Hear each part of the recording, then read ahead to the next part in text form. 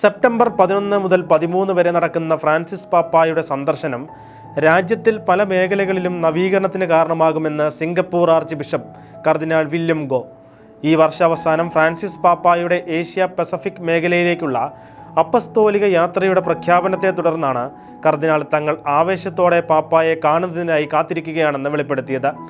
പരിശുദ്ധ പിതാവിൻ്റെ വരാനിരിക്കുന്ന സന്ദർശനത്തിനായി ഒന്നിക്കാനും പ്രാർത്ഥിക്കാനും സിംഗപ്പൂരിലെ കത്തോലിക്ക ജനതയെ ഗോ പ്രോത്സാഹിപ്പിച്ചു.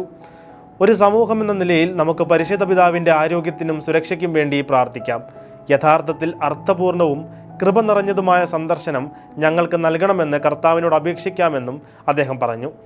സിംഗപ്പൂരിലെ കത്തോലിക്ക സഭയ്ക്കായുള്ള തൻ്റെ 10 വർഷത്തെ അജപാലന പദ്ധതിയുടെ രൂപരേഖ ഗോ അവതരിപ്പിച്ചതിന് 10 വർഷത്തിന് ശേഷമാണ് ഫ്രാൻസിസ് പാപ്പായുടെ സന്ദർശനം. ഏകദേശം 750 ഇടവക ശുശ്രൂഷ പ്രതിനിധികളുമായി 2014 നടന്ന ഒരു മീറ്റിംഗിൽ സഭ കൂടുതൽ സജീവമായി മുന്നോട്ട് പോകുകയാണെന്ന് ഗോ പ്രസ്താവിച്ചിരുന്നു.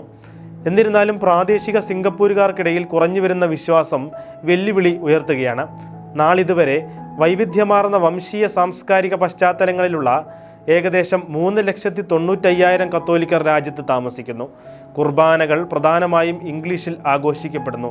എന്നാൽ പ്രാദേശിക പ്രവാസി കമ്മ്യൂണിറ്റികൾക്കായി മന്ദാരിൻ, തമിഴ്, മറ്റ് തെക്ക് കിഴക്കൻ ഏഷ്യൻ അല്ലെങ്കിൽ യൂറോപ്യൻ ഭാഷകളിലും വിശുദ്ധ കുർബാന അർപ്പിക്കപ്പെടുന്നുണ്ട്.